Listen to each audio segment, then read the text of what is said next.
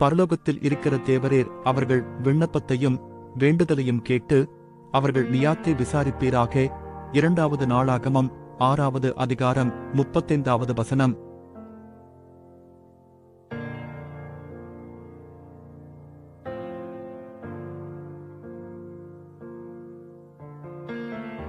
பரலோகத்தில் இருக்கிற தேவரீர் அவர்கள் விண்ணப்பத்தையும் வேண்டுதலையும் கேட்டு அவர்கள் நியாயத்தை விசாரிப்பீராக.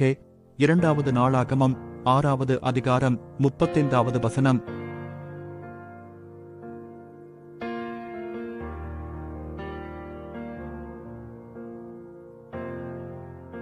பரலோகத்தில் இருக்கிற தேவரீர் அவர்கள் விண்ணப்பத்தையும் வேண்டுதலையும் கேட்டு அவர்கள் நியாயத்தை விசாரிப்பீராக.